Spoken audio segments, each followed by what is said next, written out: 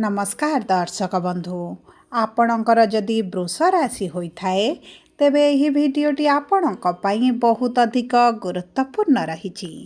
समस्त वृष राशिर लोक माने जानी रखिबा अत्यंत आवश्यक जे यही समाज हेउ आपणक परिवार वर्ग हुअन्तु आपणक मित्र हुअन्तु बा आपणक प्रेमिक प्रेमिका हुअन्तु बा आपणक जीवन साथी हुअन्तु समस्ते भावती जे आपण को भल पाइबा स्नेह प्रेम श्रद्धा देई किंबा आपण को किछिटा डराई धमकाई किंबा आपण सहित चालाकी करी जदि आपण को से माने निज सह जोड़ी रखती तेबे से माने आर्थिक रूप रे हेउ शारीरिक रूप रे हेउ बा मानसिक स्तर रे हेउ आपणक ठारू बहुत अधिक फायदा उठाई पारिबे।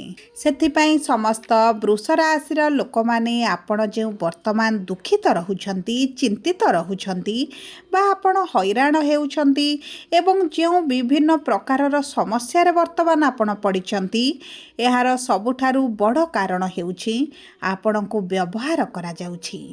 आपणको उपरे बोझ लदी देई आपणको ठकी देई समस्ते आनंद नेउछंती निश्चित रे रहुछंती।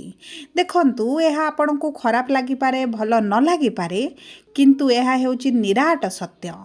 भावन्तु एमिति एक समय आसीबो जेबे आपणकर बुद्धि उदय होई जिवो किंबा आपण निज कथा प्रथमे भाबिबा आरंभ करिवे तेबे आपणक सहित कोन घटिबो केउ माने आपणक साथी रे रहिबे बा आपणक विरुद्ध रे केउ माने जिबे सेही विषय रे आपण निश्चित थरे भाबी देखिबे। किंतु समय बा कालचक्र रे सबु बेले समान समय रही न थाए।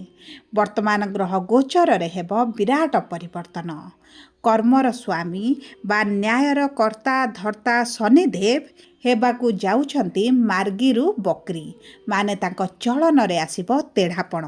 जेतेबेले गोटे साधा सीधा साधारण लोकटिए टिके तेढ़ा होई जाए सेतेबेले सब मतलबी लोक स्वार्थी लोक माने आपे आपे दूरता बनाई नियंती एवं धीरे धीरे आपण मानक जीवन रे आपण परिवर्तन मध्य देखिबा आरंभ करिवे। एवं देखंतु एही 138 दिन मध्यरे आपणक शत्रु माने आपणक पाद तळे आसी पड़िबे एवं आपणकु सही समय रे किछिटा भी फरक पड़िबो नाही कारण आपण मनस्थ करि नैछंती जे सर्वप्रथमे आपण निज विषय रे भाबिबे एवं आउ आपण सहिबे नाही बोली किंतु केबे घटिबो काहींकी लोक आपण को क्षमा मागिबे कौन एमिति घटिबो जहा परिवर्तन आपण को जीवन रे आनिबो सबु विषय रे आपण को विस्तृत भाव रे आगो को निश्चित भाव रे जणाइबी। सेति पई आपण धैर्य धरी देखंतु बुझंतु एवं जदि आपण को प्रियजनकर वृष राशि होइथाय वीडियोटी तांको सहित शेयर करंतु। एबे आसंतु कार्यक्रमटी को आगो को बढ़ाइबा किंतु वीडियोटी आरंभ करिबा पूर्वरु जदि आपणकर भी वृष राशि होइथाय एवं आपण भी ईश्वर को आंतरिक भक्ति एवं विश्वास करती तेबे वीडियोटी को लाइक करंतु। कमेंट बॉक्स रे जय जगन्नाथ जय माँ लक्ष्मी अवश्य लिखि दियंतु। ता सहित आम सह जोगाजोग करिबा पई वीडियोर मध्य भाग रे एक व्हाट्सएप नंबर टी दिया जाइछि जो नंबर साहाय्य आपण आम सह जोगाजोग करी निजर नूतन कुंडली प्रस्तुत करि परिबे कुंडली विश्लेषण कराई परिबे किंबा आपणकर चाकरी विवाह व्यवसाय प्रेम संपर्क शिक्षा स्वास्थ्य संतान को नहीं किछि समस्या रही ताहार सहजरे एवं स्वल्प मूल्य रे समाधान करि परिबे। सेतिपई आपण आम सह वीडियोर शेष पर्यंत जोड़ी होई रुहंतु एवं व्हाट्सएप नंबर माध्यम रे आम सह जोगाजोग करी खूब कम मूल्य रे आपणक समस्यार समाधान करंतु। एबे आसंतु कार्यक्रमटी को आगो को बढ़ाइबा एवं जानिबा एही आगामी 138 दिन आपणक पई केमिति रहिबो। देखंतु ज्योतिष शास्त्र अनुसार जेतेबेले गोटे पापी ग्रहटी बकरी होइथाए सेतेबेले तार प्रभावटी द्विगुणित हो जाए एवं जो गृह रे विराजमान करिथांती सेही गृहर गोटे गृह पछकु मध्य प्रभावित करिथांती माने आपणक वृष राशिर गोचर अनुसार एकादश भाव रे शनि जेहेतु विराजमान करिछंती एही 138 दिन आपणकर दशम भाव को मध्य प्रभावित करिवे एवं दशम भाव जेहेतु कर्मर भाव ଏବଂ ସେହି ଭାବକୁ ଯେତେବେଳେ କର୍ମର କର୍ତ୍ତା ଧର୍ତ୍ତା ଶନିଦେବ ପ୍ରଭାବିତ କରିବେ ଏବଂ ଯେହେତୁ କର୍ମର ଭାବରେ ରାହୁ ବିରାଜମାନ ହୋଇଛନ୍ତି, ଶନି ରାହୁଙ୍କର ଏହି ଯୁକ୍ତିଟି ଆପଣଙ୍କ ଜୀବନରେ ମହା ପରିବର୍ତ୍ତନ ଆଣିବ। ତେବେ ସର୍ବପ୍ରଥମେ ଆସିବ ଆପଣଙ୍କ କର୍ମକ୍ଷେତ୍ରରେ ଆପଣଙ୍କର ଯେଉଁ ପରିସ୍ଥିତି ରହିଛି ସେଥିରେ ସମ୍ପୂର୍ଣ୍ଣ ଭାବରେ ବଦଳିଯିବ। ଆପଣଙ୍କର ଯଦି ଶତ୍ରୁ ବୃଦ୍ଧି ଘଟିଛନ୍ତି, ଶତ୍ରୁମାନେ ନାଶ ଯିବେ। କର୍ମକ୍ଷେତ୍ରରେ ଆପଣଙ୍କ ପରିଶ୍ରମ ବଢ଼ିବ। ଯଦି ଆପଣ ପରିବର୍ତ୍ତନ ଚାହୁଁଥିଲେ, ଟ୍ରାନ୍ସଫର ଚାହୁଁଥିଲେ, ଚାକିରି ବଦଳାଇବା ପାଇଁ ଚାହୁଁଥିଲେ, ଗୋଟେ ଚାକିରିରେ ରହି ଆପଣ ଅସନ୍ତୁଷ୍ଟ ହୋଇଗଲାଣି କିମ୍ବା ପରିସ୍ଥିତି ଆପଣଙ୍କର ଏଭଳି ରହିଛି ଯେ ଆପଣ ଚାହୁଁଛନ୍ତି ଚାକିରି ଛାଡ଼ି ଅନ୍ୟତ୍ର ଜଏନ୍ କରିବା ପାଇଁ, ତେବେ ଆପଣଙ୍କୁ ଭଲ ସୁଯୋଗମାନ ଆସିବ। କିମ୍ବା ଆପଣ ଯଦି ଏହି ସମୟରେ ଚେଷ୍ଟା କରନ୍ତି ତେବେ ଆପଣଙ୍କୁ ମନ ପସନ୍ଦର ଜବ୍ ମଧ୍ୟ ପ୍ରାପ୍ତ ହୋଇଯିବ। ଏବଂ ଦେଖନ୍ତୁ, ଶନି ଯେହେତୁ ଏକାଦଶ ଭାବରେ ଅଛନ୍ତି, ଆପଣଙ୍କର ଦୀର୍ଘ ଦିନର ଇଚ୍ଛା ଅଭିଳାଷ ଗୁଡ଼ିକ ଯେଉଁ ପୂରଣ ହୋଇପାରୁନଥିଲା, ବିଭିନ୍ନ ପ୍ରକାର ସମସ୍ୟା ଆସୁଥିଲା, ଆପଣ ଆଗକୁ ବଢ଼ିପାରୁନଥିଲେ, ଆପଣଙ୍କ ଇଚ୍ଛା ବିରୁଦ୍ଧରେ ସବୁ ଗୁଡ଼ିକ ଘଟୁଥିଲା, ସେଥିରେ ପରିବର୍ତ୍ତନ ଦେଖିବେ। ବିଦ୍ୟାର୍ଥୀମାନଙ୍କର ଉଚ୍ଚଶିକ୍ଷା କରିବାର ଅତି ପ୍ରବଳ ଯୋଗ ବନୁଛି। ଶନିଙ୍କର ତୃତୀୟ ଦୃଷ୍ଟି ଆପଣଙ୍କର ଲଗ୍ନ ଭାବକୁ ଥିବା କାରଣରୁ ଆପଣ ଏହି ସମୟ ମଧ୍ୟରେ ସ୍ୱାସ୍ଥ୍ୟକୁ ନିହାତି ଭାବରେ ଧ୍ୟାନ ଦେବେ। କାରଣ ଆପଣଙ୍କର ସ୍ୱାସ୍ଥ୍ୟ ବହୁତ ଅଧିକ ପ୍ରଭାବିତ ହେବ। ବିଶେଷ ଭାବରେ ଆପଣଙ୍କର ରୋଗ ପ୍ରତିରୋଧକ ଶକ୍ତି କମିବା କାରଣରୁ ଆପଣଙ୍କର କିଛିଟା ଥଣ୍ଡା, ଜ୍ୱର, ଖାସ କିମ୍ବା ଆପଣଙ୍କର ଅଣ୍ଟା, ଆଣ୍ଠୁ, ଗଣ୍ଠିରେ କିଛି ନା କିଛି ସମସ୍ୟା ଦେଖିପାରନ୍ତି। ସେଥିପ୍ରତି ଆପଣଙ୍କୁ ଧ୍ୟାନ ଦେବେ। ମାନସିକ ଦୁଶ୍ଚିନ୍ତା ବଢ଼ିବ, ବହୁତ ଅଧିକ ଷ୍ଟ୍ରେସ୍ରେ ରହିବେ। କାରଣ ଆପଣଙ୍କର କର୍ମକୁ ନେଇ, ଅର୍ଥକୁ ନେଇ ଆପଣଙ୍କର ମାନସିକ ଦୁଶ୍ଚିନ୍ତାଟି ବଢ଼ିଯିବ।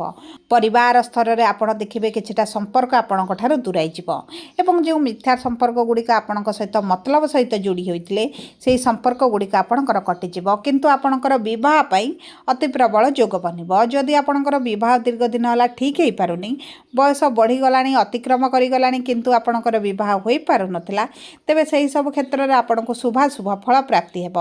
ଆପଣ ଯଦି ପ୍ରେମ ସମ୍ପର୍କରେ ଅଛନ୍ତି, ଆପଣ ଯଦି ମିଥ୍ୟା ସମ୍ପର୍କରେ ରହିଛନ୍ତି, କିଛିଟା ସମ୍ପର୍କ ଆପଣଙ୍କର କଟିଯାଇପାରେ। ଆପଣଙ୍କର ଶିକ୍ଷା କ୍ଷେତ୍ରରେ ଉନ୍ନତି ସହିତ ସରକାରୀ ଚାକିରି ପାଇଁ ଯଦି ଆପଣ ଚେଷ୍ଟା କରୁଥିଲେ, ତେବେ ଆପଣଙ୍କୁ ସରକାରୀ ଚାକିରି ପ୍ରାପ୍ତ ହୋଇଯିବ। ଇଣ୍ଟରଭ୍ୟୁ ଏଣ୍ଟ୍ରାନ୍ସରେ ଆପଣଙ୍କୁ ପରିଶ୍ରମ ପଡ଼ିପାରେ, କିନ୍ତୁ ଆପଣଙ୍କୁ ସଫଳତା ନିଶ୍ଚିତ ମିଳିବ। ଏବଂ ଦେଖନ୍ତୁ, ଅଷ୍ଟମ ଭାବକୁ ଯେହେତୁ ଶନିଙ୍କର ଦଶମ ଦୃଷ୍ଟି ରହୁଛି, ଅଷ୍ଟମ ଭାବ ଉଚ୍ଚଶିକ୍ଷାର ଭାବ, ଆପଣଙ୍କ ଉଚ୍ଚଶିକ୍ଷାରେ ଆସୁଥିବା ବାଧା ବିଘ୍ନ ଗୁଡ଼ିକ ଦୂର ହୋଇଯିବ।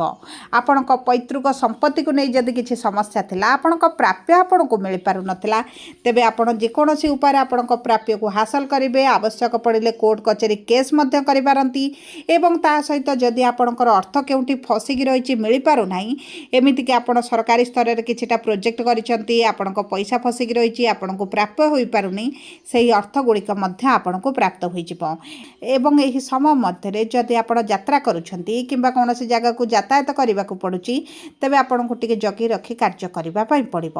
ଏବଂ ଦେଖନ୍ତୁ, ଏକାଦଶ ଭାବରେ ରାହୁ ଥିବାରୁ ଆପଣ ଚାଲାକ, ଚତୁର, ବୁଦ୍ଧିମାନ ହୋଇ କିଭଳି ଅଧିକ ରୋଜଗାର କରିବେ ସେ ଦିଗ ପ୍ରତି ଆପଣ ଅଧିକ ଚିନ୍ତା କରିବା ଆରମ୍ଭ କରିବେ। ବ୍ୟବସାୟୀମାନଙ୍କ ପାଇଁ ତ ଅତି ଉତ୍ତମ ସମୟ ରହିବ।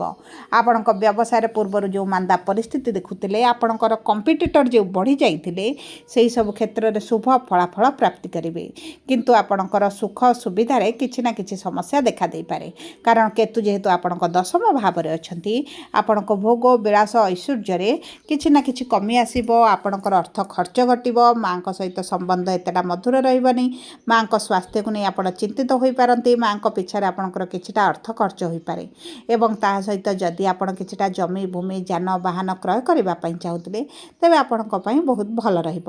ଏବଂ ଦେଖନ୍ତୁ, ଯଦି ଆପଣ ଅନଲାଇନ୍ ରିଲେଟେଡ଼ କିଛି କାର୍ଯ୍ୟ କରୁଛନ୍ତି, ତେବେ ଆପଣଙ୍କୁ ଉତ୍ତମ ଫଳ ପ୍ରାପ୍ତି ହେବ। ଆପଣ ଯଦି IT ସେକ୍ଟରରେ, AI ଫିଲ୍ଡରେ କାର୍ଯ୍ୟରତ ଅଛନ୍ତି କିମ୍ବା ସେହି ଦିଗରେ ଆପଣ କିଛିଟା ଚାକିରିର ସନ୍ଧାନରେ ରହିଛନ୍ତି, ତେବେ ମଧ୍ୟ ଭାଗ୍ୟ ଆପଣଙ୍କର ସାଥ ଦେଉଛି। ଏବଂ ଦେଖନ୍ତୁ, ଷଷ୍ଠ ଭାବର ସ୍ୱାମୀ ଶୁକ୍ର ଯେହେତୁ ଆପଣଙ୍କର କେନ୍ଦ୍ରସ୍ଥ ହୋଇଛନ୍ତି, ଆପଣଙ୍କର ଏହି ସମୟ ମଧ୍ୟରେ ନିଜ ପାଇଁ ହେଉ, ପରିବାର ବର୍ଗଙ୍କ ପାଇଁ ହେଉ, କିଛି ନା କିଛି ଭାବିଥିବା ଜିନିଷ କ୍ରୟ କରିପାରନ୍ତି, ଅର୍ଥକୁ ଖର୍ଚ୍ଚ କରିପାରନ୍ତି। ଯଦି ଆପଣ ପୂର୍ବରୁ ଲୋନ୍ ପାଇଁ ଆପ୍ଲାଏ କରିଥିଲେ, ଚେଷ୍ଟା କରୁଥିଲେ, ଦୌଡ଼ିବାକୁ ପଡ଼ୁଥିଲା, କିନ୍ତୁ ଲୋନ୍ ଆପଣଙ୍କର ହୋଇପାରୁନଥିଲା, ତେବେ ଆପଣଙ୍କର ଲୋନ୍ ହୋଇଯିବ। ଏବଂ ଯଦି ଆପଣ ପାର୍ଟନରସିପ୍ରେ କିଛିଟା କାର୍ଯ୍ୟ କରୁଛନ୍ତି, କିନ୍ତୁ ଆପଣଙ୍କୁ ଏତେଟା ଲାଭ ମିଳୁନି, ସନ୍ତୁଷ୍ଟି ମିଳୁନଥିଲା, ତେବେ ପାର୍ଟନରସିପ୍ ବ୍ୟବସାୟରେ ମଧ୍ୟ ଆପଣଙ୍କୁ ଲାଭ ପ୍ରାପ୍ତି ହେବ। ଏବଂ ଦେଖନ୍ତୁ, ଯଦି ଆପଣ ଅର୍ଥ ଇନଭେଷ୍ଟ କରୁଛନ୍ତି, तेबे मध्य आपनको शुभ फल प्राप्ति हेबो। आपणकर पूर्वर जो मांदा परिस्थिति चली लॉस रे थिला बळे देखुचंती सेही सब क्षेत्र रे धीरे धीरे उन्नति आपण देखिबा आरंभ करिवे। सब परे देखंतु अशुभत्व को दूर करी शुभाशुभ फल वृद्धि करिबा पई आपण प्रत्येक दिन सूर्य को प्रातः समय जल अर्पण करंतु, महादेवंकर उपासना करंतु, ओम नमः शिवाय मंत्र प्रतिदिन प्रातः समय जप करंतु, हनुमान चालीसा पाठ करने सहित तांको श्रृंगार जिनिस किछिटा जदि दान करती आपणक पई अत्यंत शुभदायक रहिबो। सबु परे जदि आपणकर वृष राशि होइथाय वीडियोटी किभଳି लागला कमेंट बॉक्स रे लिखि जणातु। जदि आपणक प्रियजनकर वृष राशि होइथाय वीडियोटी ताक सहित शेयर करंतु। धन्यवाद।